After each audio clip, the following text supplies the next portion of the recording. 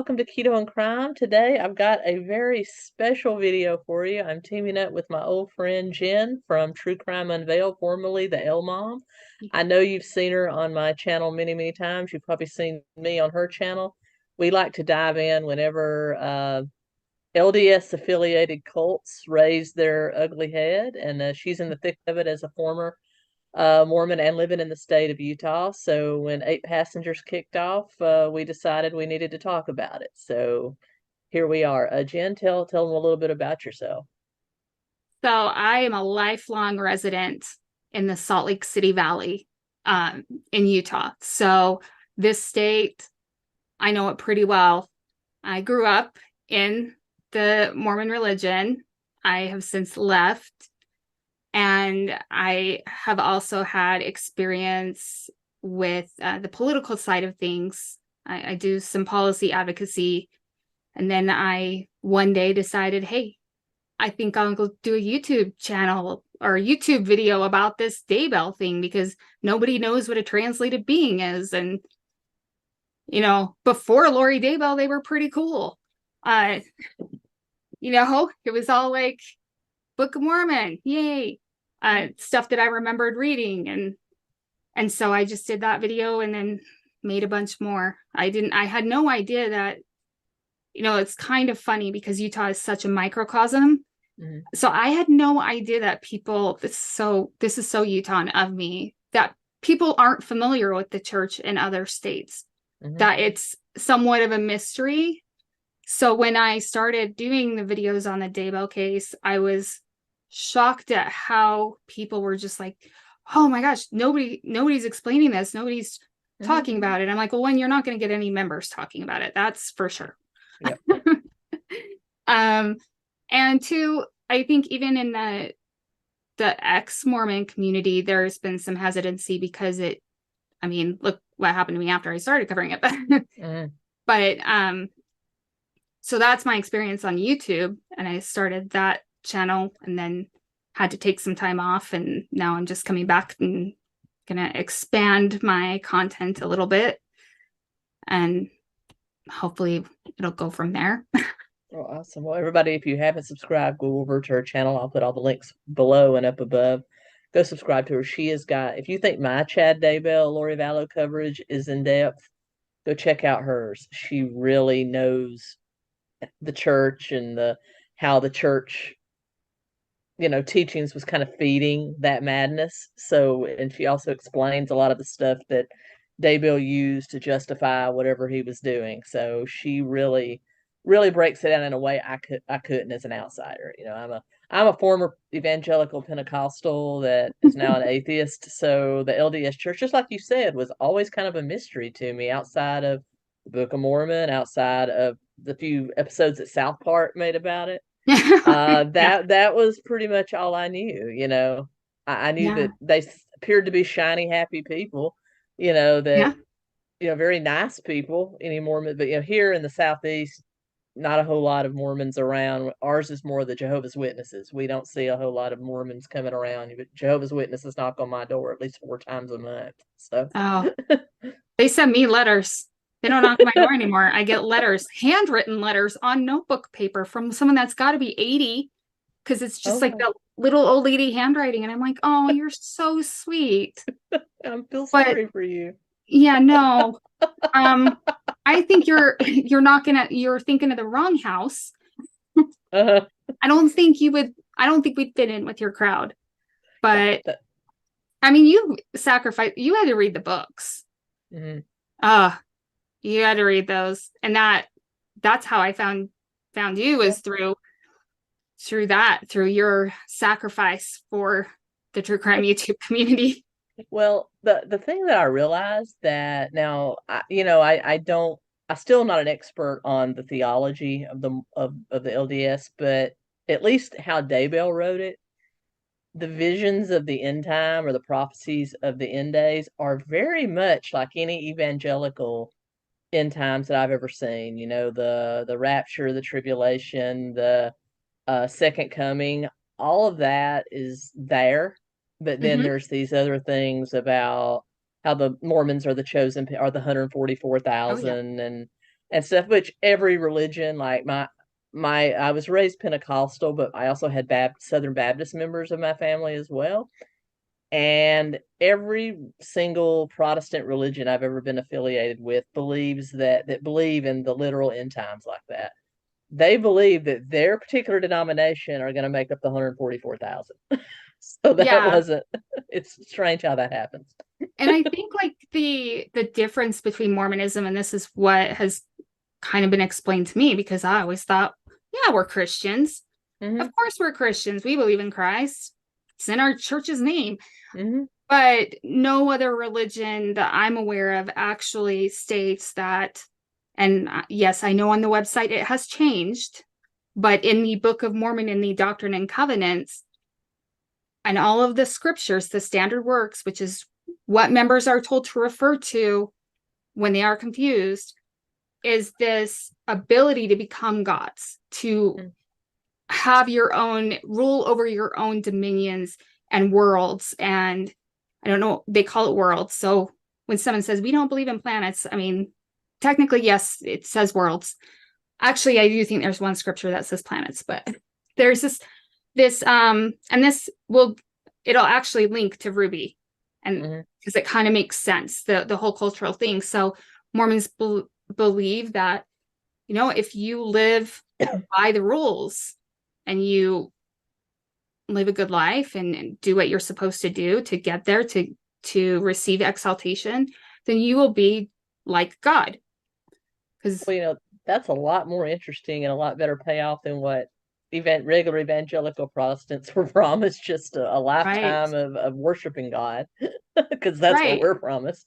I mean, it's this concept of eternal progression. I don't think they even really call it eternal progression anymore, but this concept of there are all these levels, including outer darkness, which is where I am, which is a apostates. Joke. Yeah, we're both apostates.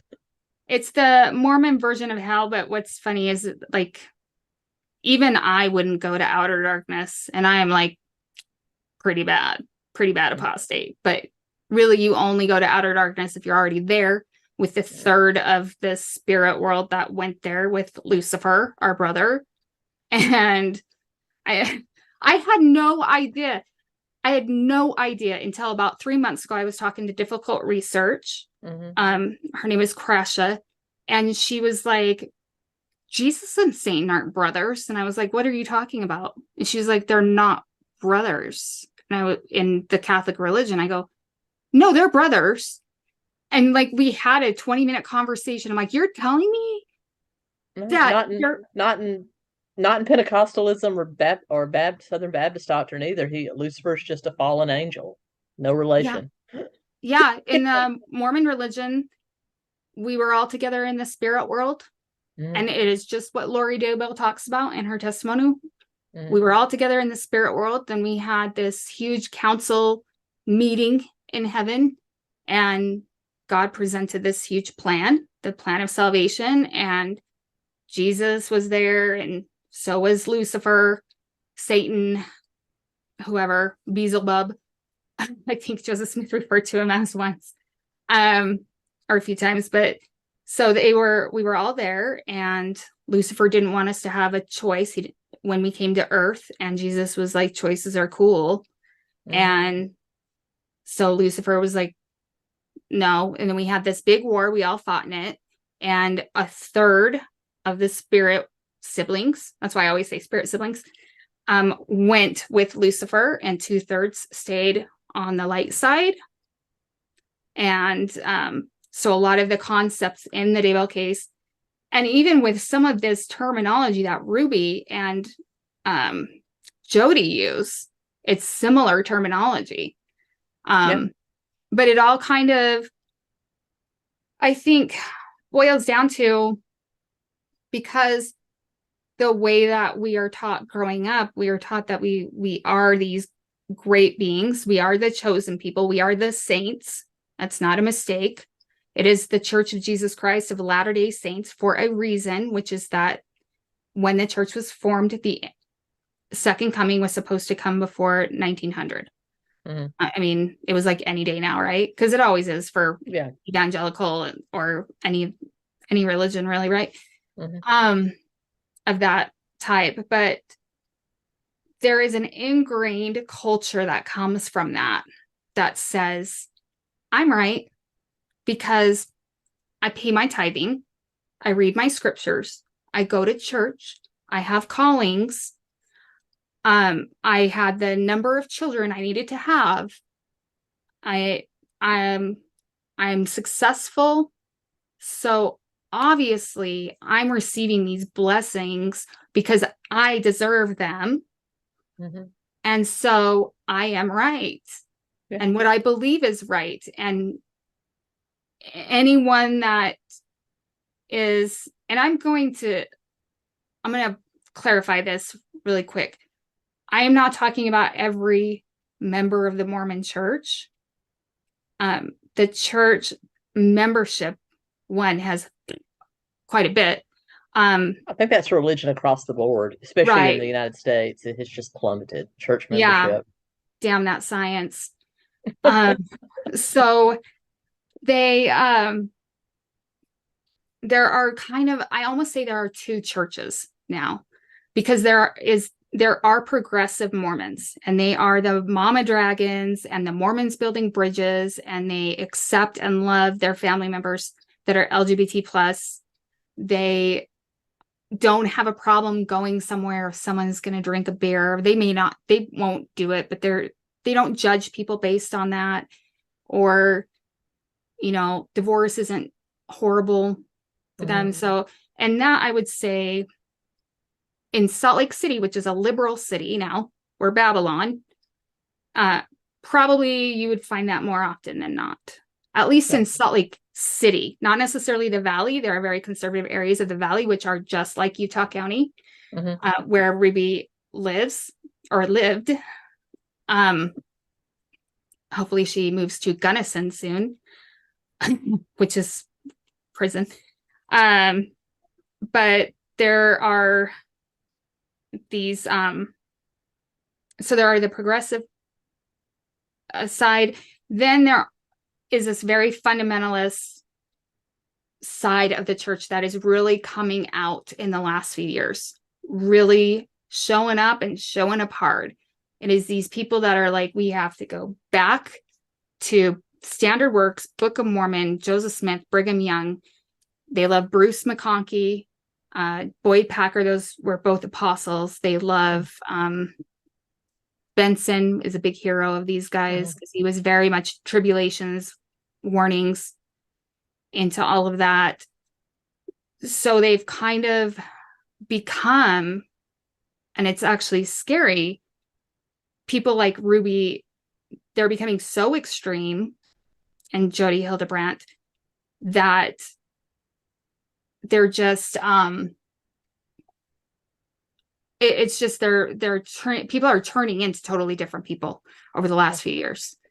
Well, I mean, I know we're definitely getting into the 8 passengers. For those of you that haven't been following the case, 8 passengers was LDS mom and dad, Ruby and Kevin Franke, who had 6 children, Sherry, Chad, Abby, Laura, maybe it's Lori, Russell, and Eve. 6 children. They had 2.5 million subscribers.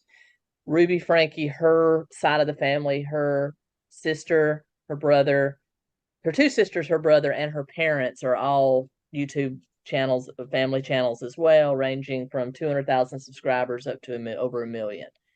And over the years, there's always been some drama about them because of their strict parenting style.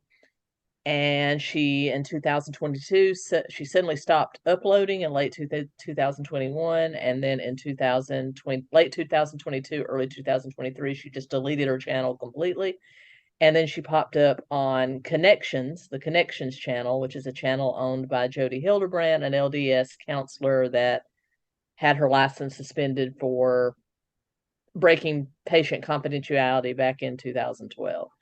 And so just like you're talking about, very fundamentalist kind of religious type of counseling. Yeah. Mainly in porn and sex addiction, it looks like. And yeah, They Yeah. haven't done such a good job. That's for sure. No. And that is a funny thing about Utah too. We have all these family vloggers and and really they're being missionaries for the church. Yeah. In reality, that's really what it is. Mhm. And Jordan and McKay mentioned it on their channel, and I totally agree with it, that they're being encouraged to Mhm. do that.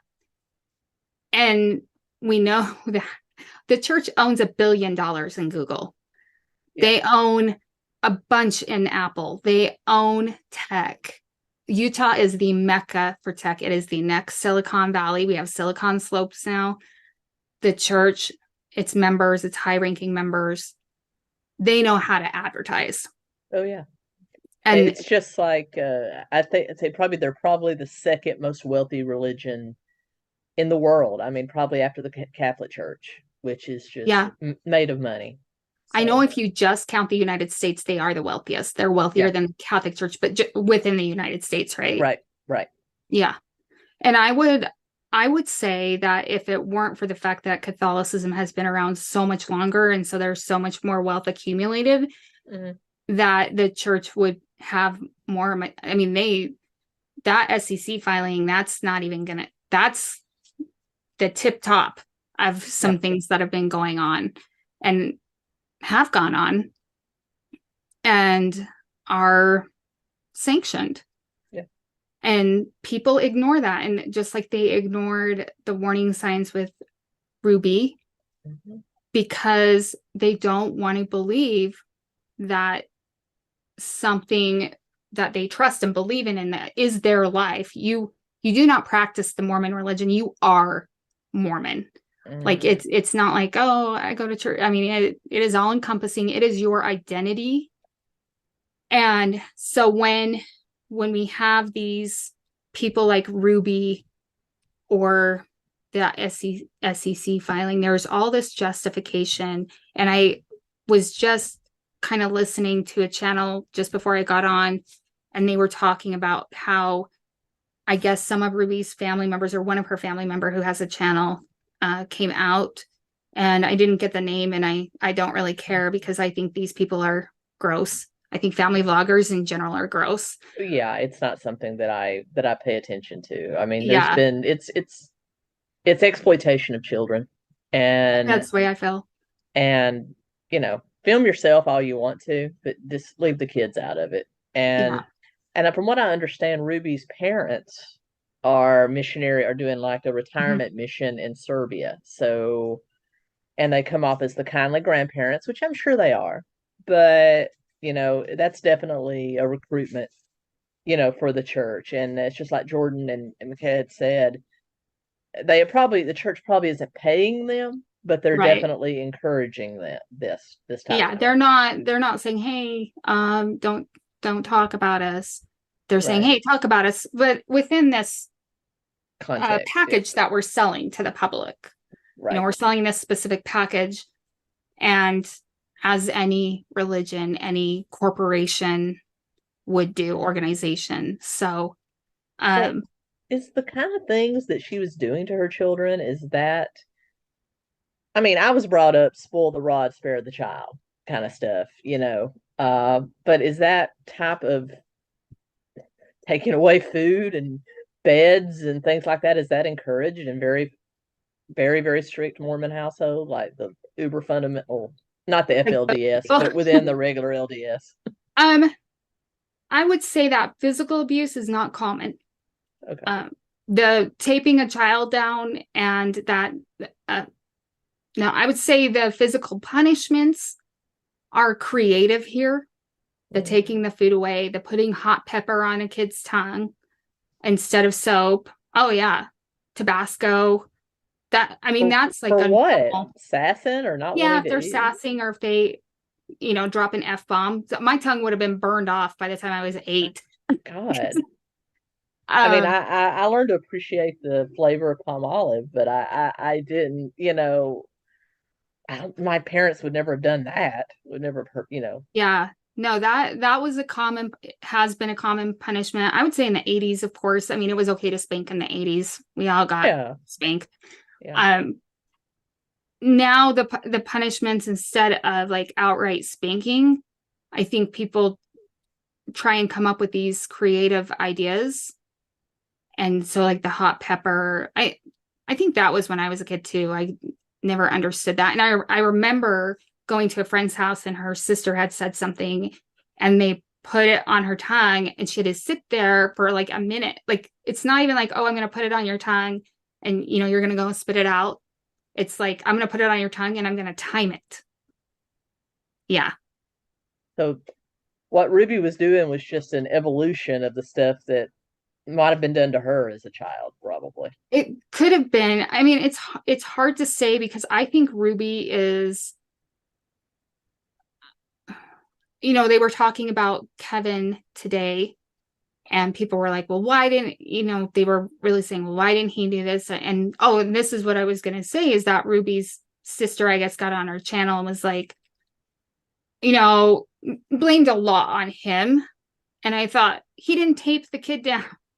He didn't take the kid to Ivan's and stick him in a house with duct tape and not feed him. Like, so let's keep it all on the people who are. I'll say, I'm not going to charge Kevin with abuse, but I think Kevin could be accessory to abuse because he didn't stop it. I mean, we don't know what goes on behind closed doors. He may have tried to stop it, and maybe that was the reason for one of the reasons for their split. But I will say he was a father that sort of abandoned his children to what he knew could be a dangerous situation. I'll blame him with that for sure.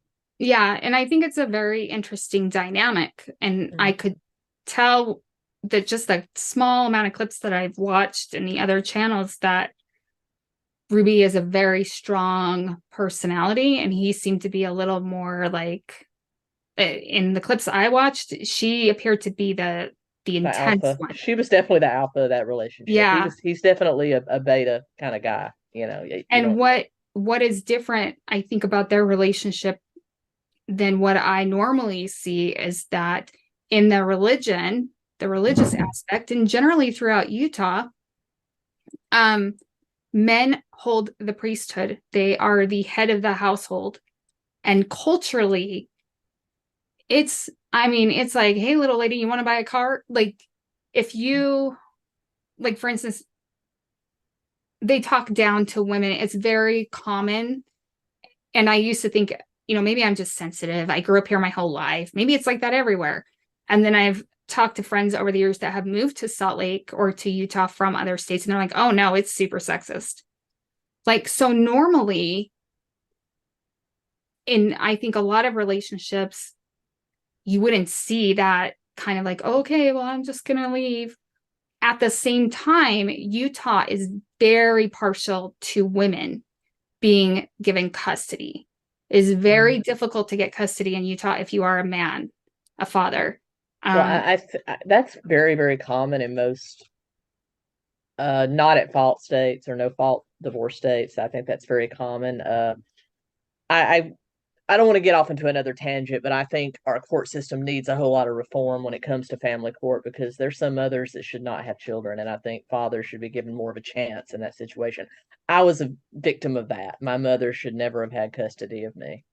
Yeah. So if my father had been given half a chance, and this is in Alabama, you know, things would have turned out. Might have been better off. Yeah, and my father got custody of us, but it was still difficult, and it was difficult even though my mother had committed physical abuse. She had abandoned us. She had done all sorts of other things. I mean, that's why I started a second channel, was because I was like, I want to talk about some of like this emotional damage that happens when you have a narcissistic, abusive parent. And Ruby says something in one of the clips, and I used to hear it from my own mom, and I don't know if it's common in Utah, you know, if it's something that, one of those phrases, but she says, you are the mother and she is the child. She's like giving advice. And I thought, oh, that's all I heard. I am the mother and you are the child and you will do what I say. And then backhand. That's Well, how my mother raised me. It I was was kind of, because I'm your mother, you belong to me, and you do what I say as long as you right. live under my roof. That's kind of how I was raised. Now, my mother wasn't physically abusive outside of spanking, but she was emotionally abusive and kind of and a narcissist, just like you said. So I think we had very similar experiences Yeah. there. She kept my father away from me. I lost all contact with Right. my father. Yeah. And I think they do that because it's the same, similar to Lori Daybell. Hmm. Um, you cannot let people around you have alliances because Hmm. they'll put you in check. Hmm. And so I think with Ruby, Kevin disappeared because he was putting her in check, maybe Yeah, a little bit. absolutely. Also, and maybe this is just because of my own experience, we don't know. So I'm trying not to judge, but I know that we don't talk about how men do experience spousal abuse and And they're they, encouraged not to speak up. right. And so part of me is like, give him a break because we don't know exactly. He still has his responsibilities and Hmm. so he shouldn't be excused from any of those responsibilities. But I mean, when I was watching the vlogs, even when she's laughing, I'm like, you sound evil. How did nobody see through you? And then Yeah, I think, oh, yeah. I know. Well, so many people, I think, did. I think there was something like 15 CPS visits to their house. When from the time she got on YouTube in 2015 to this blew up. But every time they seem to pass the check.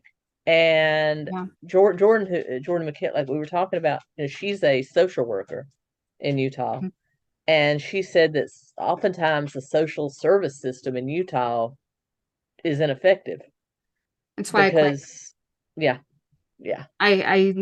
What my friends in social work have told me is that they will go into these horribly abusive situations and they will take children and then the judge puts them right back in because Utah is also very family oriented but also very much parents have the power. Yeah. So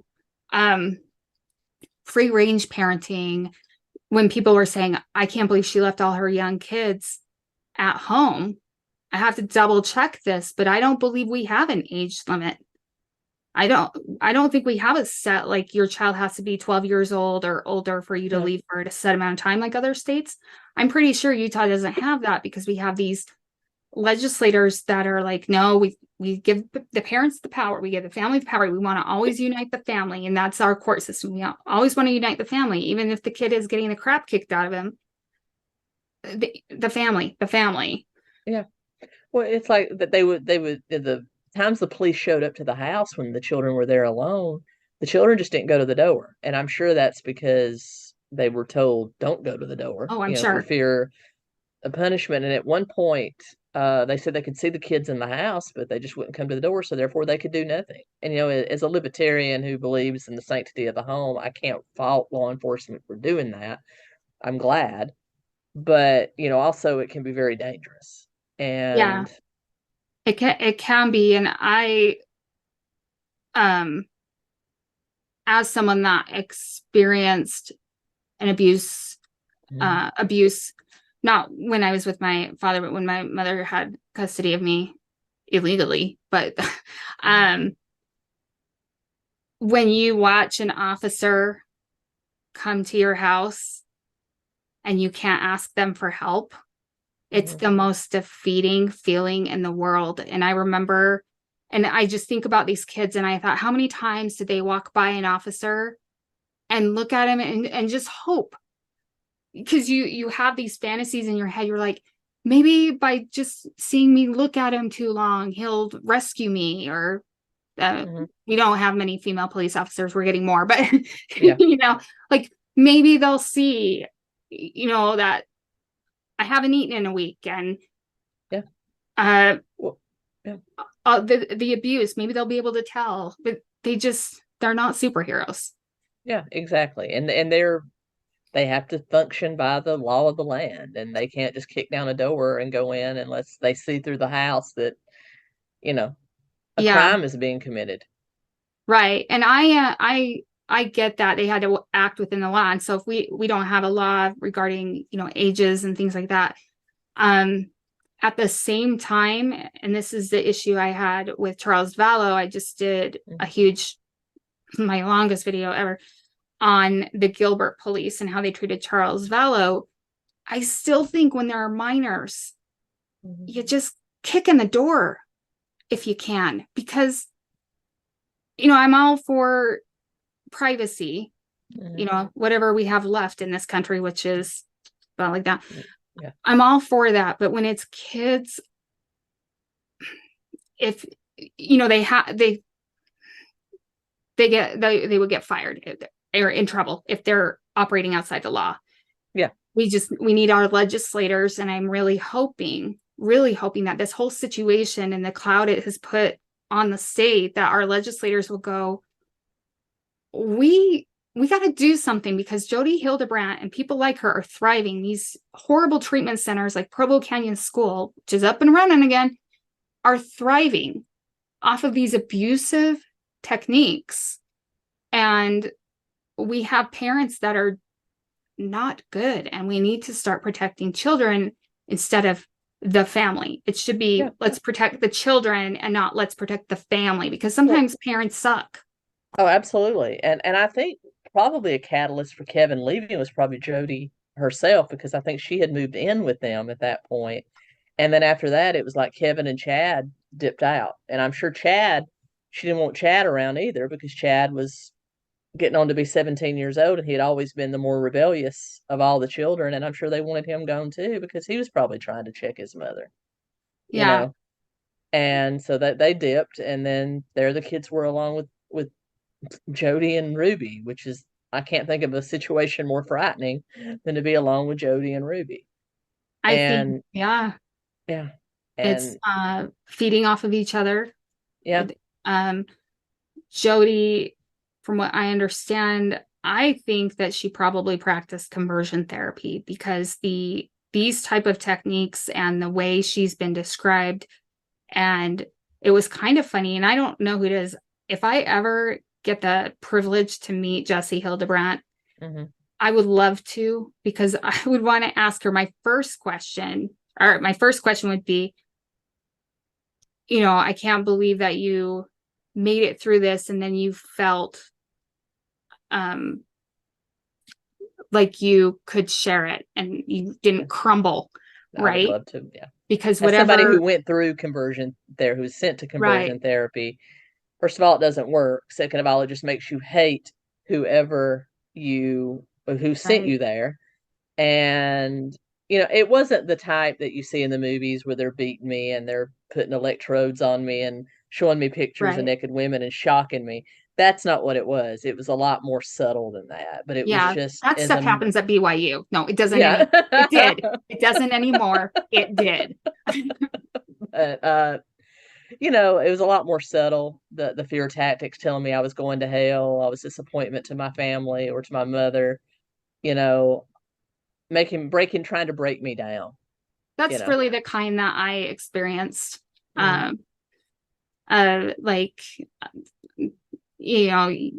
All gays and lesbians are alcoholics or drug addicts. Gay men are all nymphomaniacs. Children of gays are all maladjusted and do drugs. And so, mine was more of the emotional. You're only gay because you were sexually assaulted. And that was the most freaking, there are probably some gay people, lesbians or gay men, that did choose to go with the opposite gender of whoever abused them. I'm sure that is a thing. I'm sure in a small percentage, but the vast majority of us, that has no effect on our sexuality at all. No. And it's ridiculous to hear, but it's people like 𝗂𝗲𝗄𝗏. I think, I want to ask Jessie one, I want to ask her several things, but one of the other questions I want to ask her is, did you happen to go on the website, 𝗂𝗲𝗄𝗏.com? I did. I actually featured it in one of my videos. I said, this can't be her website because it's too I much know, right? negative. Because I thought so too. I like started reading it and I'm like, wow, she's really critical of her. Oh, Oh, this is a hate website, and we're glad yeah. it is. I'm And I glad want it to ask exists. her, did you put that up? Because it was like boom. Yeah. I mean, whoever, I don't know if it was before this happened, but it was the day it happened because I was Well, like, who is this 𝗄𝗏𝗪? I am Googled like connections and 𝗄𝗏𝗪 beyond that website, and there's like terrible reviews of her all over the place. I mean, I don't even understand how she's still on the probably isn't anymore, but how until just recently connections or her were on the what Mormon clergy would recommend to their church members. They probably still do because I mean, they could have an old contact list or they just have worked with her before. Mm-hmm. So just because LDS Family Services may not have her on their list anymore doesn't mean that she wasn't getting business from other or clergy bishopric members or other members referring. I mean, a lot of this is like MLM kind of mentality. That's another cultural thing in Utah. This MLM, like, get all your friends to join and we'll all have a party for a crappy project or crappy product that costs Jody Arias and Travis. Yeah, I that know. was an MLM within an MLM. Someone has told me, they're like, you need to talk about the religious part of that case because I never really followed that case. So, but they were telling me how even the testimonies in the courtroom with his friends clearly denying things that it was like, why are you doing that? Well, yeah, I did a 3-part deep dive on that case, and the fact that he was Mormon had a huge effect on his relationships with women. And Jody was his fun girl, his sex girl, and she wanted to be with him, was obsessed with him, and actually converted to LDS to be with him. In fact, he was there at her baptism. There was pictures and everything, but she wasn't good enough for him. And right. he was at the tip top of prepaid legal services, which was the MLM he was involved with. So it was very, very instrumental in what happened there. Yeah. And that whole thing of like, oh, you're my fun girl. Yeah.